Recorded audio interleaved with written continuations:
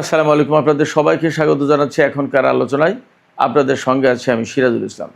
দর্শক, এইমাত্র আমি যখন ভিডিও শুরু করলাম তখন একটা খবর পেলাম যে দক্ষিণ ইরাকের আকাশ থেকে ইরানের সামরিক বাহিনী একটি মার্কিন F-15 যুদ্ধ বিমান ভূপাতিত করেছে। খবরটা ইরানের রাষ্ট্রীয় বার্তা সংস্থা IRIBর বরাত দিয়ে এক্সপোস্টে আমি পেয়েছি খবরটা। সরাসরি IRIBর বরাত দেওয়া হচ্ছে এবং যে সূত্র থেকে এই পোস্টটা আমি দেখলাম ওই সূত্রটা যথেষ্ট নির্ভরযোগ্য। সেক্ষেত্রে নতুন করে আমেরিকার একটি F-15 যুদ্ধ বিমান যদি ভূপাতিত হয়, আমি যদির কথা বলছি, তাহলে কিন্তু পরিস্থিতি আবার অনেক বেশি উত্তপ্ত হয়ে উঠল এবং আমেরিকা ইরান নতুন করে যুদ্ধের আশঙ্কা প্রচণ্ড এবং প্রবল হলো। এদিকে ইরানের সামরিক বাহিনীর একজন কমান্ডার, শীর্ষ পর্যায়ের কমান্ডার, তিনি বলেছেন যে আমেরিকা যদি কোনো রকমের স্থল অভিযান চালানোর চেষ্টা করে তাহলে ইরান হবে তাদের কবরস্থান, ভয়াবহ জবাব হবে। আমরা একই সাথে দেখতে পাচ্ছি ইরানের IRGCর প্রধান, সামরিক বাহিনীর চিফ অফ স্টাফ, তারপরে জাতীয় নিরাপত্তা পরিষদের সচিব, সবার বক্তব্য কিন্তু এই মুহূর্তে অনড়, অটল এবং চুক্তি বা আলোচনা, ডিপ্লোম্যাটিক প্রসেসের দিকে যাওয়ার তাদের আপাতত চিন্তা নেই। কেন এই শক্ত অবস্থান নিলেন? আসলে নতুন সামরিক কাঠামোই পরিবর্তনের পরে ইরানের সামরিক বাহিনীতে কি বড় ধরনের পরিবর্তন হলো? অথচ পাকিস্তানের পক্ষ থেকে কিন্তু ইরানে তাদের স্বরাষ্ট্রমন্ত্রীকে পাঠানো হয়েছে, চেষ্টা করা হচ্ছে আঞ্চলিক স্থিতিশীলতা এবং নতুন করে আলোচনায় বসানো যায় কিনা সেই ব্যাপারে কথা বলার। আরও কতগুলো ঘটনা আছে, ছোট ছোট ঘটনা। লোহিত সাগরে হুতিদের হামলায় সৌদি আরবের যে জাহাজ ক্ষতিগ্রস্ত হয়েছে, সেই জায়গায় পাকিস্তানের 3 জন নাগরিক নিহত হয়েছে। এ ব্যাপারে পাকিস্তানের পক্ষ থেকে কিছু বক্তব্য আছে। আর বাব আল মানদেব প্রণালীর পরিস্থিতি কিন্তু আগের চেয়ে জটিল হয়ে উঠেছে। এর প্রেক্ষাপটে আন্তর্জাতিক বাজারে তেলের দাম যেমন বেড়েছে, তেমনি জাপানের পক্ষ থেকে ইরানকে অনুরোধ জানানো হয়েছে যাতে বাব আল মানদেব প্রণালী এলাকায় হুতিরা হামলা বন্ধ করে, সেই ব্যবস্থা যেন ইরান নেয়।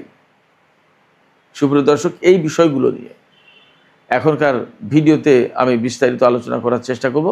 আশা করি আপনারা শেষ পর্যন্ত সঙ্গে থাকবেন।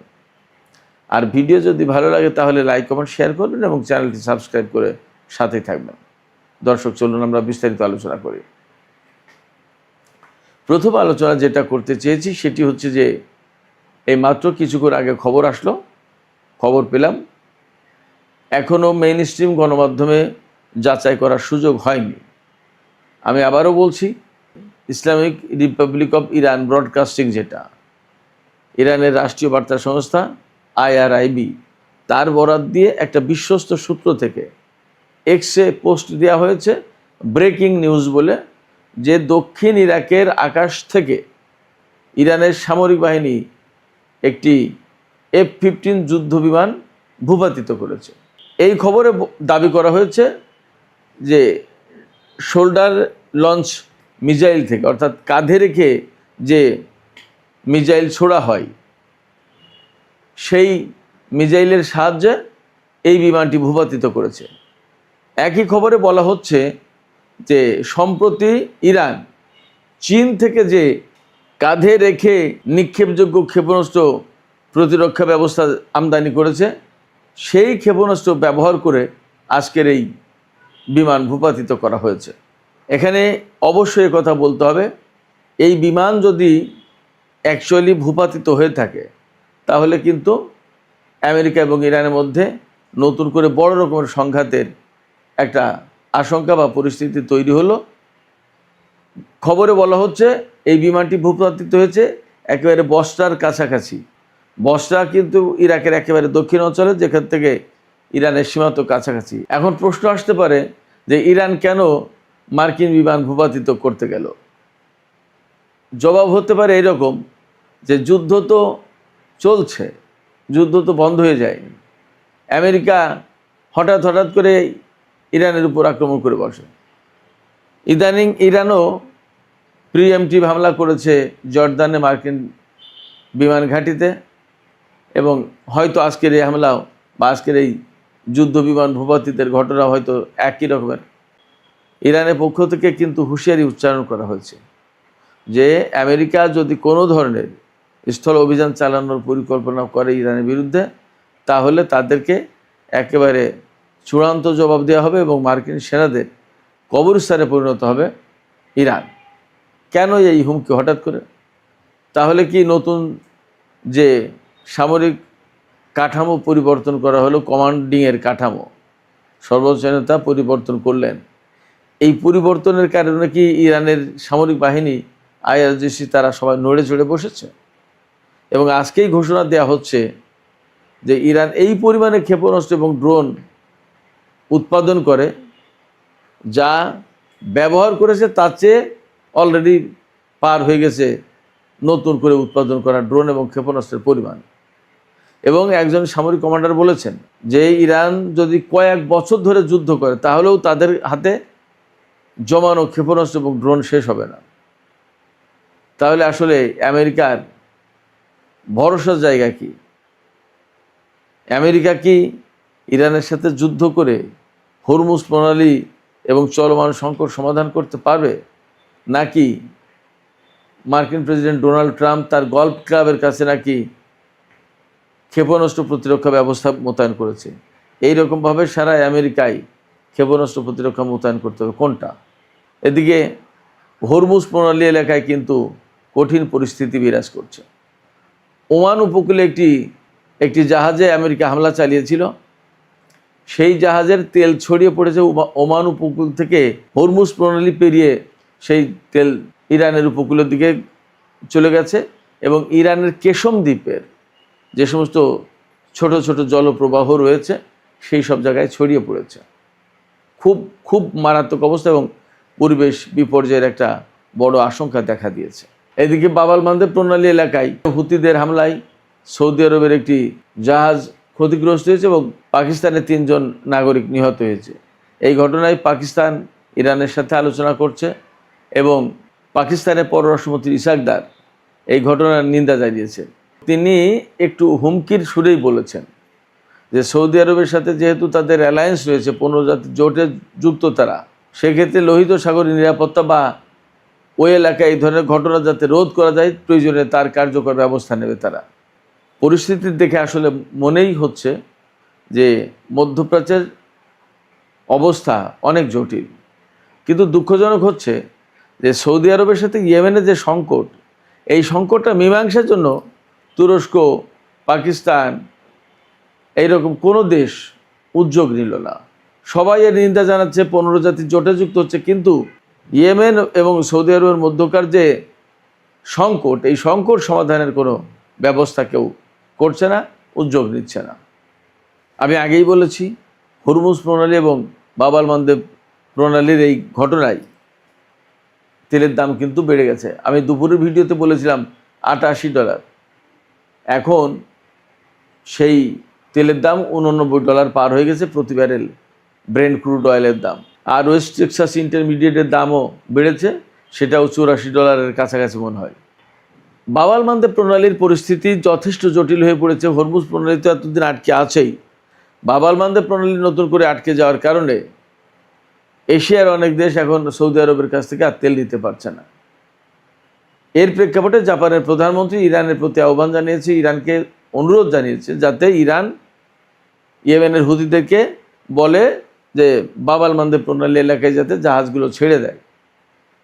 আমি এখানে আবারও এই প্রশ্ন তুলব যে এই যে জাপান, তারা সবাই সংকটের আপাতত সমাধান চাইছে, কিন্তু যে কারণে এই সংকট তৈরি হয়েছে সেই কারণটা নিরসনের চেষ্টা কেন করছে না? জাপানও তো অর্থনৈতিকভাবে বিরাট পরাশক্তি, তারা তো সৌদি আরবকে বলতে পারে যে এই বাব আল মানদেব প্রণালী, হুতি, ইয়েমেন এই সংকটগুলো সমাধান না করার কারণে আন্তর্জাতিক বাজারে এই ক্রিটিক্যাল মোমেন্টে তেলের সরবরাহ একেবারেই বন্ধ হয়ে গেল। তো সেই জায়গায় সৌদি আরব, আপনারা ইয়েমেনের হুতিদের সাথে সংকটের সমাধান করেন, আসেন মীমাংসা করি, এ কথা কেউ বলে না। শুধু বাব আল মানদেব প্রণালীতে তেল নেওয়ার ব্যবস্থা করতে চায়, কিন্তু যে কারণে তেল নেওয়া আটকে যাচ্ছে সেই কারণে সমাধান করছে না। আশ্চর্য রকমের একটা দায়িত্বহীন বিশ্ব দেখছি আমরা।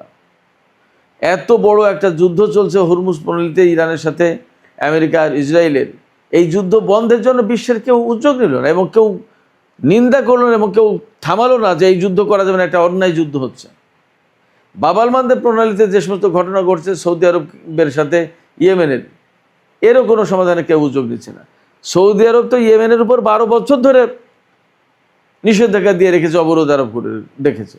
এখন ইয়েমেন 2 দিন অবরোধ আরোপ করাতে সারা বিশ্বের জন্য টনক নড়ল, কিন্তু সৌদি আরব যে কাজটা করছে তার জন্য টনক নড়ল না কেন? কেন বিশ্ববাসী এই সংকটের সমাধানের জন্য এগিয়ে আসবে না? কারোর কি কোনো দায়িত্ব নেই, দায়ী নেই? আশ্চর্য কথা। সুপ্রিয় দর্শক, এদিকে মক্কা চুক্তি নিয়ে নতুন একটা খবর বেরিয়েছে, খুবই গুরুত্বপূর্ণ খবর, যে মিশরকে কেন নেওয়া হয়নি বা মিশর আছে কিনা, মিশর আসবে কিনা। তুরস্ক বলছে যে মিশর টেকনিক্যালি বা ন্যাচারালি সে আমাদের পার্টনার, এই সময়ের ব্যবধান যে কোনো মুহূর্তেই সে যুক্ত হবে। মোটামুটি আজকে এই সমস্ত ব্যাপারে ভালো একটা তথ্য পাওয়া যাচ্ছে আন্তর্জাতিক সব গণমাধ্যমে প্রায়, আর সামাজিক মাধ্যমে তো আছেই। সেটা হচ্ছে মিশরকে এই জোটে নিতে রাজি হয়নি সৌদি আরব, কিন্তু নিতে রাজি ছিল তুরস্ক। সৌদি আরব কেন মিশরকে নিতে রাজি হয়নি জোটে? যতদূর খবর পাওয়া যাচ্ছে তার ব্যাখ্যায় এই যে সৌদি আরব, বাহরাইন, কাতার, সংযুক্ত আরব আমিরাত, মিশর, এই সমস্ত দেশ মিলেই ইয়েমেনের বিরুদ্ধে কিন্তু যুদ্ধ করেছিল, আরব জোট করেছিল তারা সৌদি নেতৃত্বে ইয়েমেনের হুতিদের বিরুদ্ধে যুদ্ধের জন্য। আবার কাতারের বিরুদ্ধে যখন 2017 সালের জুন মাসে সৌদি আরব, বাহরাইন, সংযুক্ত আরব আমিরাত সর্বাত্মক অবরোধ আরোপ করে, তখনও কিন্তু এই জোটে মিশর ছিল। এর অর্থ হচ্ছে যে সৌদি আরবের অত্যন্ত বিশ্বস্ত মিত্র ছিল, অন্তত সামরিক জোটের ডাকার ক্ষেত্রে মিশরকে কখনো বাদ দেয়নি সৌদি আরব। কাতারের বিরুদ্ধে অবরোধ আরোপের সময় মিশরকে ডেকেছে, আবার ইয়েমেনের হুতিদের বিরুদ্ধে যুদ্ধ করার সময়ও মিশরকে ডেকেছে। কিন্তু কি এমন ঘটনা ঘটলো এখন যে কারণে সৌদি আরব আর মিশরকে পছন্দ করছে না, এমনকি এই জোটে চাইছেই না, বাধা দিয়েছে রীতিমতো। তুরস্ক চেয়েছিল, সৌদি আরব এটা চায়নি, বাধা দিয়েছে। এর কারণটা কি? কারণ হিসেবে যা পাওয়া যাচ্ছে তা হলো মিশর নাকি, মিশরের প্রেসিডেন্ট জেনারেল সিসি, তিনি নাকি সৌদি আরবের কাছ থেকে বিপুল অঙ্কের অর্থ নিয়েছে, কিন্তু ইয়েমেনের বিরুদ্ধে যুদ্ধে কার্যকর ভূমিকা পালন করেনি। কাতারের বিরুদ্ধে অবরোধে কতটুকু ভূমিকা তার রাখার সুযোগ ছিল বা রেখেছে সেটা ভিন্ন কথা, কিন্তু ইয়েমেনের বিরুদ্ধে যুদ্ধে সৌদি আরবের মন মতো কাজ করেনি। এই জন্য সৌদি আরবের বক্তব্য হচ্ছে মিশর শুধু টাকা খায়, কাজ করে না, এই দেশকে রাখা যাবে না জোটে, এরা অকেজো একটা দেশ। অথচ বাস্তব কথা হচ্ছে এই সৌদি আরব কিন্তু জেনারেল সিসিকে ক্ষমতা আনার ব্যাপারে বা তাকে স্ট্রংলি সাপোর্ট দেওয়ার ব্যাপারে, মোহাম্মদ মুরসির নেতৃত্বাধীন যে ব্রাদারহুডের ক্ষমতা ছিল মিশরে, সেই মুরসি সরকারকে উৎখাত করে যখন জেনারেল সিসি ক্ষমতা দখল করে, তাকে সাপোর্ট দিয়েছিল কিন্তু সৌদি আরব, এবং হোসনি মুবারকের সরকারের সাথে ব্যাপক সম্পর্ক ছিল সৌদি আরবের। এই জেনারেল সিসি কিন্তু মুরসিকে উৎখাত করে দিয়ে ওই হোসনি মুবারকের ক্ষমতার সিলসিলায় চালু করেছে, আর তাকে সমর্থন দিয়েছিল সৌদি আরব। এখন সেই সৌদি আরব সিসিকে কাছে চায় না, পাশে চায় না, জোটে চায় না, কিন্তু তুরস্ক চাইছে। তুরস্ক কি পারবে? সেটা কিন্তু একটা বড় প্রশ্ন।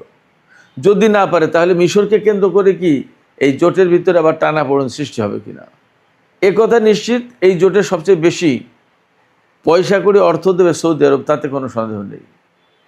আর প্রযুক্তি এবং সামরিক সক্ষমতা এই দুটো দেবে পাকিস্তান আর তুরস্ক। তাহলে মিশরকে যদি নিতে রাজি না হয় সৌদি আরব, তুরস্ক কি করবে? পাকিস্তান সৌদি আরবের পক্ষেই থাকবে, মিশরকে নিয়ে পাকিস্তানের খুব বেশি একটা মাথা ব্যথা নেই।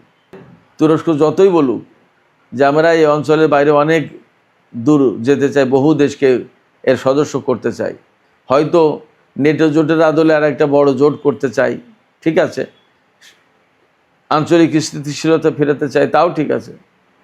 এরদোগান বলেছেন আজকে যে আমরা আঞ্চলিক দেশগুলোর সমস্যার সমাধান আমরাই করব, বাইরের কাউকে এখানে আমরা ডাকবো না। এই কথাটা তো যুগের পর যুগ ইরান বলে আসলো, খুব ভালো কথা। কিন্তু মিশরকে নিয়ে এই জোটের ভেতরে কোনো দ্বন্দ্ব সংঘাত হবে কিনা সেটা একটা প্রশ্ন। সুপ্রিয় দর্শক, এখনকার আলোচনা এখানে শেষ করতে চাইছি। আলোচনা শেষের আগে আপনাদের মতামত জানতে চাই যে আমরা গত 2-3 দিন ধরে যে সমস্ত উত্তেজনাকর বক্তব্য আমেরিকা এবং ইরানের পক্ষ থেকে পাচ্ছি, তাতে কি মনে হয় যে নতুন করে আবার সংঘাত শুরু হতে যাচ্ছে? আবার আজকে যে ব্রেকিং খবর পেলাম, আমি এখনও বলছি যে এই খবরটা একদম চূড়ান্তভাবে মেইন স্ট্রিম গণমাধ্যম থেকে যাচাই করা যায়নি, কিন্তু যদি এমনটা হয় যে সত্যি ইরান F-15 যুদ্ধবিমান বিধ্বস্ত করেছে, ভূপাতিত করেছে, তাহলে কি নতুন করে আরেকটা বড় রকমের যুদ্ধের আশঙ্কা তৈরি হলো কিনা? আপনাদের মতামত জানিয়ে কমেন্টে লিখুন। আর ভিডিও ভালো লাগে আবারও বলি, লাইক কমেন্ট শেয়ার করবেন এবং চ্যানেলটি সাবস্ক্রাইব করে সাথেই থাকবেন।